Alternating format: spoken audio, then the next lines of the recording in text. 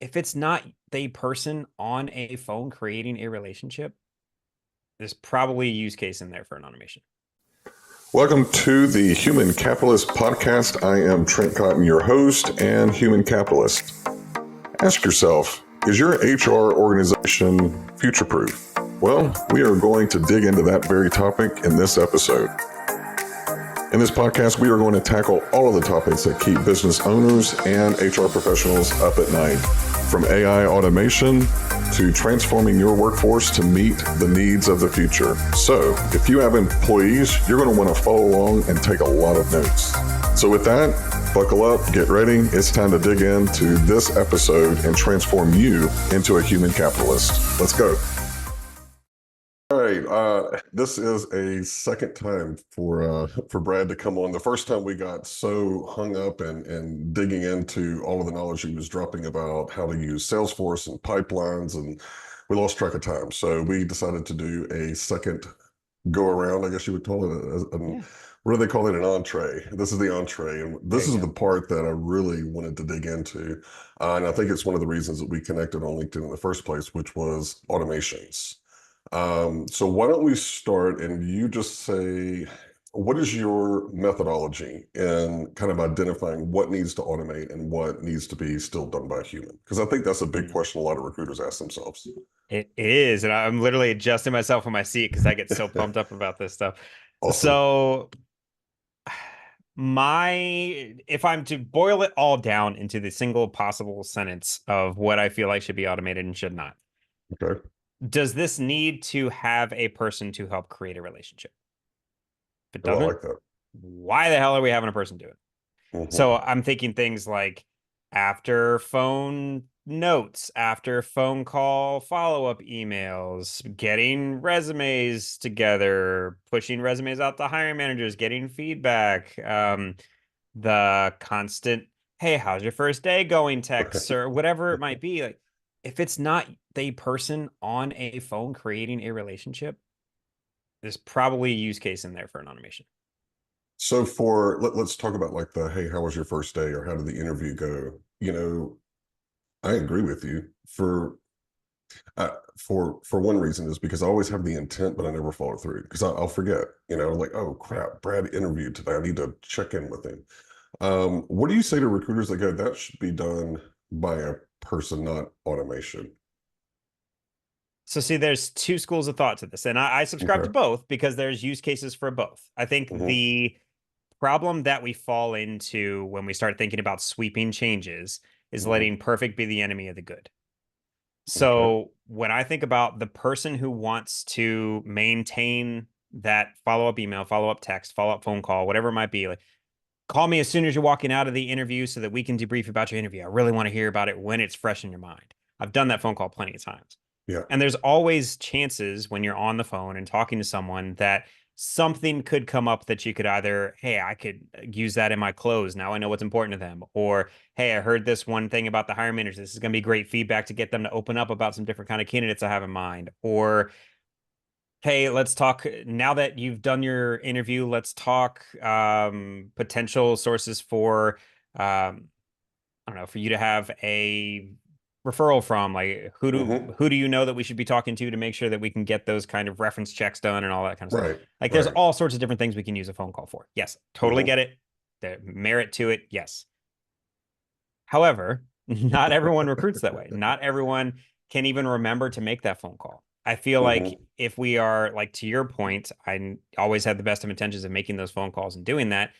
If I had a brand new job order coming in the second that I was supposed to call someone for a interview feedback, I'm taking the job order. Like, Right. it's going to be more Right. revenue. Yeah. So having something there that can guarantee that at least something happens, there's always a good point that, yes, a human would be better at X. We can always make that argument, but it's better than nothing. It is. I think one of the neatest recruiters that I worked with always had incredible follow up, and I mean, she reported to me, but I like looked up to her. I was like, okay, what's your secret? And so every time she would send an interview, she would schedule an email to be sent like 10 minutes after that would say, hey, how did it go? And like you said, give me a call, let's debrief. And she says, I did it while I was thinking about it. And then people would call and go, hey, such and such, I just want to debrief on the interview. She's like, what the hell? Oh, okay, you had an interview today. But you would never know it. The candidate never knew that she's like, who is, what am I doing? She had gotten it to such a point where she wasn't focused on kind of that moving the paper. It was more like you said in the very beginning, which I like, is does this or does this not deepen a relationship? And I love that context. So what are like if we were to look at your, I guess your portfolio of automations, walk the audience through some of the things that you like to automate. Ah, goodness, where to start? The biggest thing that used to take the most of my time was data entry. It was always data Mhm. entry. It was who did I talk to? What did we say? What do I need to remember for next time? What did they tell me they needed in a next job? What was their salary stuff again? Because I went through phases. I used to have with the old people aren't going to see this. Whatever. Here's my yellow Yeah, legal pad. I still keep yeah, beside me with multiple pens in case one runs out because that's how many notes I take during the day. right. And then I went to, oh, well, I'm just putting that into a computer. So why don't I take notes on the computer in the first place? So then I started taking on the Mhm. computer, but it never really registered in my brain. So I couldn't remember it. So I went back to note taking. At some point in my day, I had to enter that all in my ATS CRM, whichever you want to call it. Right. I had to have all that data to be able to come back to at some point. So that used to Mhm. always take a ton of my time. So dealing with, we can get into the specific tools, but just some sort of call recorder.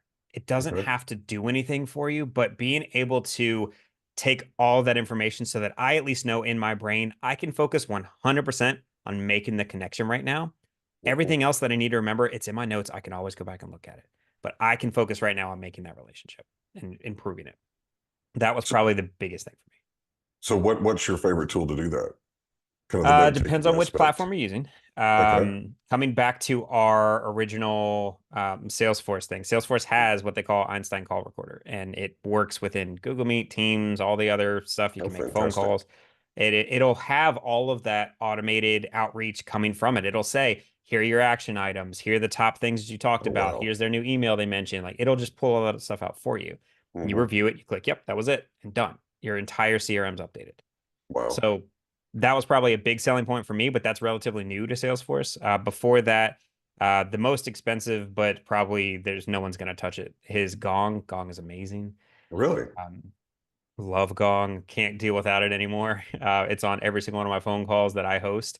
Um, there's Otter AI, which is great at Hmm. jumping on phone calls. There's if you make a lot of phone calls and you find yourself on the phone a lot, there's a really interesting chat GPT powered, it's like a credit card. And Yeah, yeah, that you put it on the phone. I've seen that. yeah, that is incredible. Have you Someone I work used with it? has that. Someone I work with uses it Oh, and loves it. see, man, I have seen it. And I'm going, I think that's just a gimmick. But I've wanted to talk to someone that had it and could validate because there's so many times that like you're driving somewhere and you take that client call or you take a call with a CEO and you're like, "God, okay, I got to remember, got to remember, got to remember." But to have something just right there would be phenomenal. Fun little tip for everybody. Okay. When you right now, everyone's like, oh, well, the iPhone can't transcribe audio. You can take audio notes and it doesn't transcribe it. Well, if you open up a new note in your iPhone or even Android, whatever it is, use their voice to text feature of that phone. So you can Hmm. record yourself a note really fast, push the voice to text, and then now all of a sudden you're just speaking out this entire note right after you wrap up that phone call. Oh, So that's a you good have tip. that ready to go. And I can just take that into the free chat GPT and say, summarize this meeting for me. Oh yeah, Spits it absolutely. out. So there's lots you can do. Yeah. And I don't know, do you use Mac or a non-Mac I'm Mac. laptop? Okay. Have you downloaded the ChatGPT app? So I haven't. I'm curious to get your thoughts though, because I've dabbled. I so before it, I would have like six different chat GPTs open. I use ChatGPT and Gemini, and then another tool. It's got they call them employees, but they're AI chatbots specifically. Like you have one for marketing, you have one for SEO, you have one Oh, for cool. copywriting, recruiting. Um, but I would have 16 of those tabs open just for my AI stuff. And so Sure. this has greatly like I have it up all the time. And so I can actually go in, and the thing that I like about it is sometimes I don't know how to type something out, but I can actually just click on the little record thing and it says, whatever it says. And I just kind of verbalize, this is what I'm trying to do. Can you help me? And then it just gives me, so I don't have to worry about how do I do the prompt. It's kind of listening to everything and all the garbage that's coming out of my brain and Hmm. makes some kind of sense out of it. So if you haven't tried it, you really should. It's one of the few apps that I have running always in the background. Sounds like I'm loading that up today. Yeah, definitely. So that's kind of the note taking part of the process. What about like stuff that touches candidates or helps you deepen those relationships with candidates? What are some of the things that you automate and the tools you use to automate them? Sure. So the big thing with candidates right now, if you look out and ask them their number one pain point about anything to do with recruiting, hiring, whatever it is, it's the black Hmm. box. They Yeah. don't know what's happening. So there's a few different things that have to go in to make this possible, but I can tell you that the um, scheduling features, the email features of what used to be called Pardot, but now is emails marketing within Salesforce Marketing Cloud, Mhm. their account engagement, their the marketing cloud engagement. They've got a bunch of different things that they call these things, but look into Salesforce marketing tools.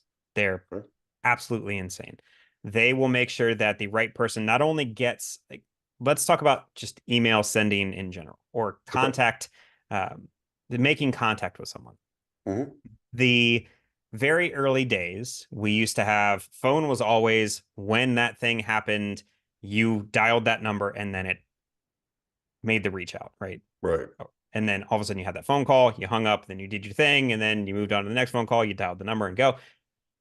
Hey, everyone's had auto dialers forever. Use an auto dialer. They Right. exist within Salesforce. It's incredibly easy. You make a list of people you want to reach out to. Boom, pops up your script. You know the script you have to talk to that day, and then you record whatever you need to.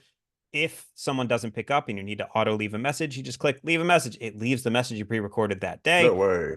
Yeah, you just cycle through 100 phone calls in like a half hour. Oh You're like, all right, wow. next, and you can move on the rest of your day. Yeah. You can assign those to your team. You can A/B test them on your team. You can give Hmm. someone a script that opens with one opener, one a script that opens with the other, and you can A/B test those throughout the day. All of a sudden, in a week, you've got just a rock solid outreach ready to go. You can mix up phone calls, emails. You can add LinkedIn connection requests or LinkedIn in-mails if you have Sales Navigator. Like, it's insane what you can start doing with this thing. Wow. The very basics of, hey, send this email, and then 2 days later, send this email, and then 4 days later, send this email. Hmm. You can do that too if you want to just take the very basic approach of it. You can do the thing that I wish I had in my life when I was recruiting, the schedule send, like the schedule for later. Right. That's amazing. Um, plenty of things that you can do in this tool that just no one has even thought of. I think the biggest misconception in our industry right now is that everyone has to have some name brand ATS because they've got the best ATS. Hmm. What that thing does really well is in the name. None of that stuff in that name is build relationships. That's what Nope. we're trying to do as recruiters. We don't Yeah. need to track stuff. Like, great, let your tech track what you've been doing, just like we've been talking about. Let the Hmm. tech track the stuff. You actually go out there and make money, build a Yeah. relationship. And that's what I feel like the Salesforce tools do that no one's paying attention to. Hmm. Marketers have had this stuff for like a decade. Recruiters have never touched it. The crazy cold call outreach people that just constantly do BDR, like they've had insane tools in Salesforce that no one's ever touched. There's just the customer support stuff. If you want a chatbot that lives on your job website, you can see what jobs people are clicking on, and you can start in your ATS. Now in your database, you have a database full of candidates where you can see they've been to your website 12 times, clicked on these 4 jobs. They interacted with this page for 20 minutes. You should probably reach out to them about financial analyst Yeah. jobs because that's what they were looking at. That's possible. And people have no idea because they've never looked at it. And all this is in Salesforce. All of it. Yep. Wow. One platform for everything. You go to one URL and you've got everything you need to run your day. And you kind of hit on a sore subject with me with applicant tracking systems. You know, I've got relationships with some of them that I really enjoy the people. But I always come back to the ATS 9 times out of 10 was built to integrate with an HRIS. It was never built to help a recruiter maintain and run a desk to, like you've hit on several times, which I love, deepen those relationships and also make the life easier for the candidate experience, but also for the hiring manager. Here's a resume. Well, I mean, hell, I can do that in an email. I don't need an ATS to forward the resume, over and out. And some of them are starting to up their game, but they're like, in my opinion, 5 or 6 years behind the curve. And it sounds like light years behind what Salesforce is able to do. Yeah, I've been trying to preach it from the mountaintops, and everyone's like, "It's Salesforce, though. It does Yeah. sales." Like, I love Salesforce to death. Interact with them all the time. Like, came Hmm. from the mothership. I've been there. Like the Salesforce name is probably the thing that is making everyone shy away because it says sales in the name. Yeah. It But does so that's, much more than yeah, but what is recruiting outside of sales? that. You said it. Yeah. I mean, if it comes down to hiring a recruiter who's been working at the same institution or within the industry for 15 years, or hiring a salesperson who's been doing sales for 10 or 15 years and just wants something different, I'm going to hire the salesperson because they're Ooh, going to approach recruiting completely different. it will. I just wish that one of my salespeople would have, now that I'm going to have to go and explore this stuff with Salesforce. You and I might need to have a non-recorded one-on-one, get you to walk me through it. So we've kind of talked about the note taking and the client management, the candidate management stuff. What are some other areas that you like to automate and why? One of getting back to the candidate pain points, right? They Mhm. really hate not knowing what's going on in the process.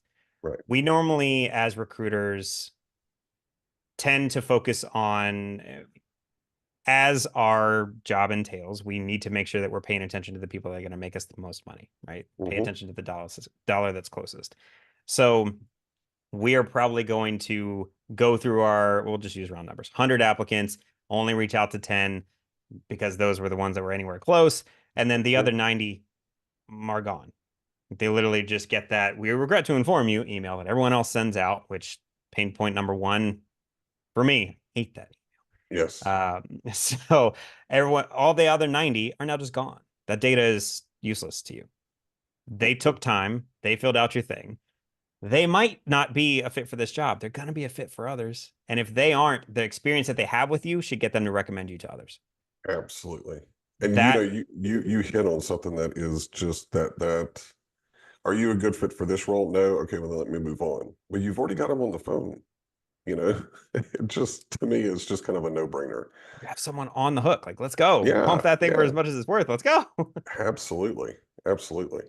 Yeah, we used to watch recruiters that were so focused. They start their day, they're like, here's the rec.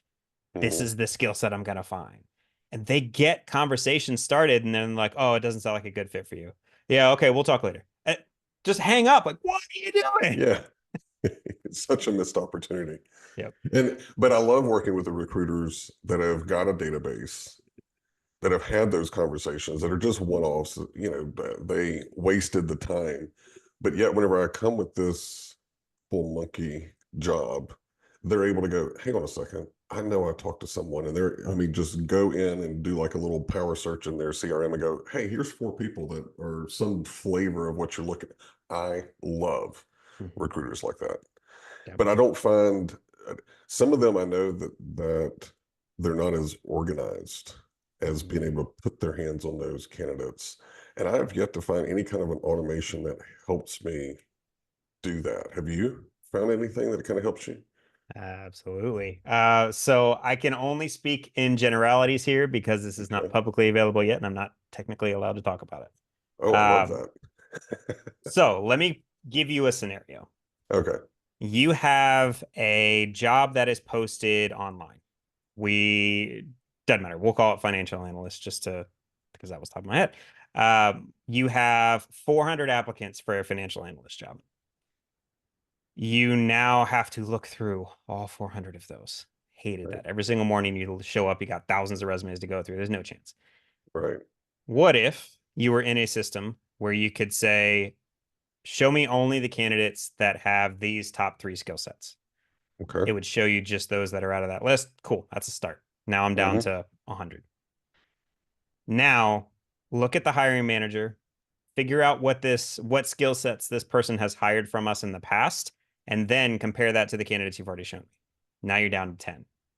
Now you've got not only the ones that fit the job description, but the ones that have the background that this particular hiring manager has hired from you before. Now you're like, great, schedule me an interview for the next 3 days with those candidates. Cool. And it goes out, sends all those scheduling emails, gets them all set up for you.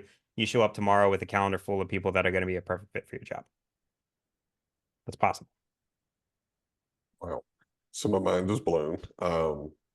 And it sounds like you can't get into details, so, but I do want to be the first phone call that you make whenever you can get into the details, because that, to me, that's like recruiting utopia. It is. And that's the thing. Like when I figured out that we could potentially pull this off, I went, oh my gosh, this is a thing. But the big piece of this is it doesn't happen without data. It's the problem about Mhm. AI right now. If Yeah. it's not in a system somewhere, you can't do anything with it. So the core problem that all of this keeps coming back to is how do you encourage your team and your recruiters and your salespeople and everyone else to use the same system? What value are they going to get out of it? If I were to present you with a system that could do that exact thing that I just described, would you likely use it all day? Yeah. Right. Yeah. So now we've taken the problem of, oh, we need data to make this stuff happen to, well, if we make this stuff happen, then people will start filling it with data and we can Yeah. make this thing happen. Yeah. So it's really fun to think about. This is really not that far away. We're talking maybe a couple months, and this is going to be reality for all recruiters to be able to do. Wow. So then what is your value? Your value as a recruiter is creating a Mhm. relationship, just what we talked about at the start.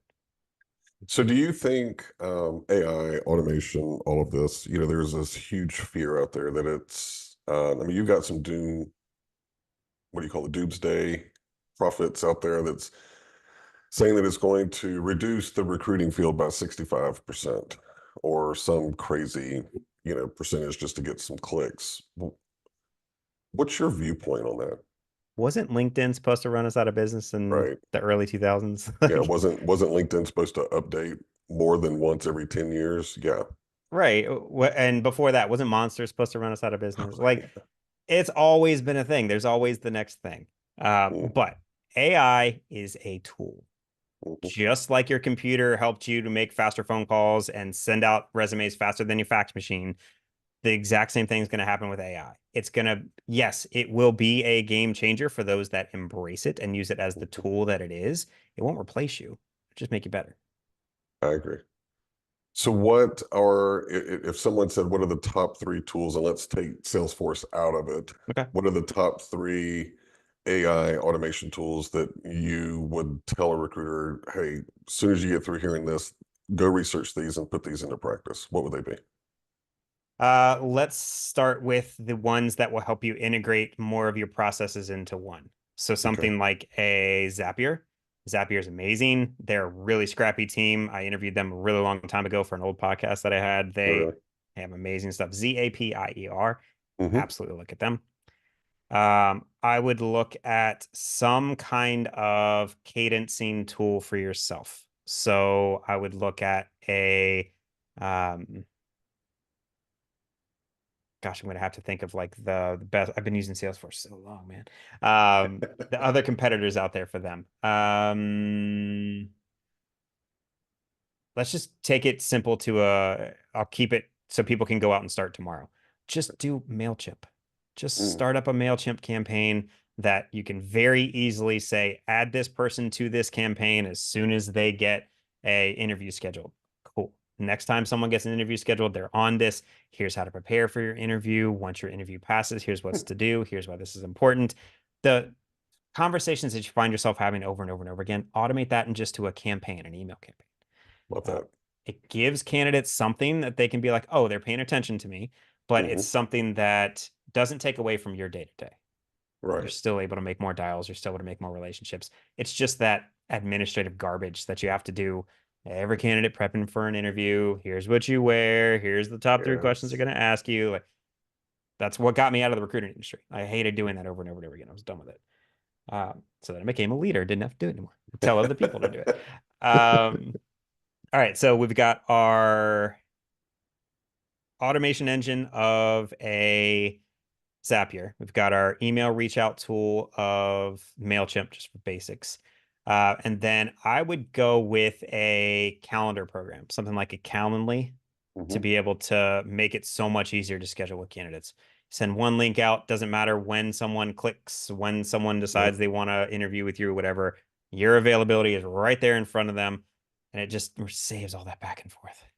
It does. And they've even gotten really good about including some automations and Mm-hmm. user journeys based off of the type of invite that you send out, which I think is, to me, it kind of keeps me with Calendly versus, we've got Google, so I can share a public calendar Right. and get somebody out there. But that Calendly with the follow-ups and things like that, I think is pretty slick. So I agree. Yeah, I still pay for it myself.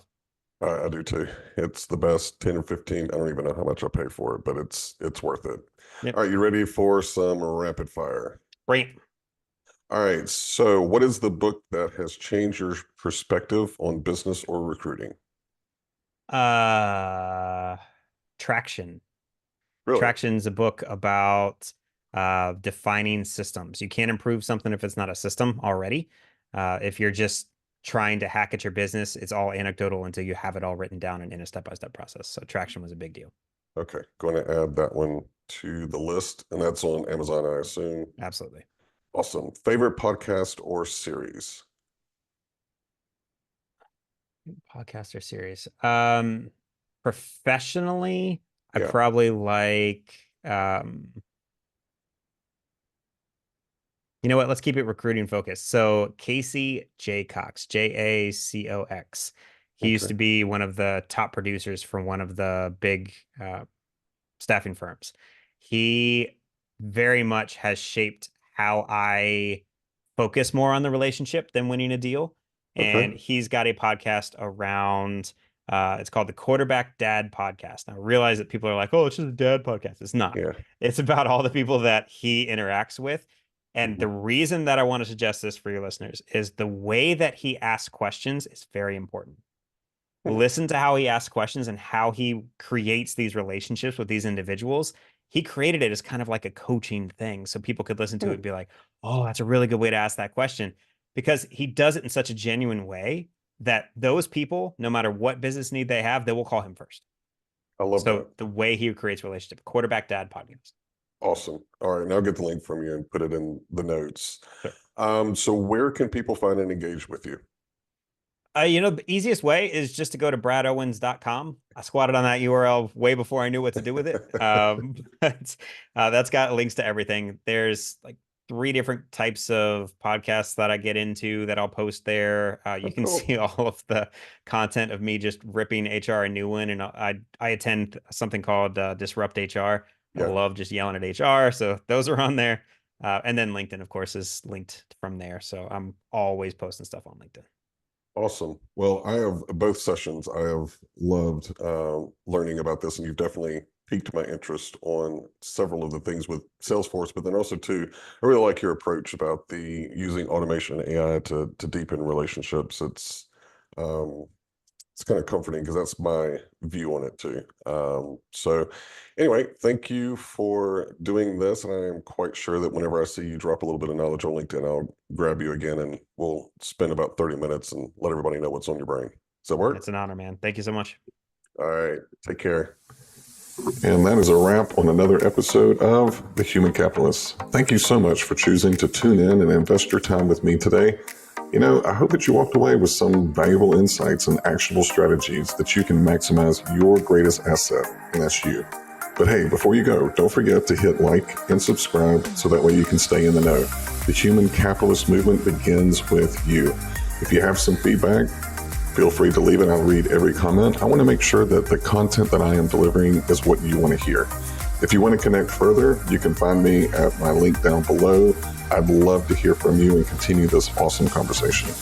Well, this is Trent Cotton, your human capitalist, and I'm going to sign off. But remember, invest in yourself, own your potential, and keep building your human capital.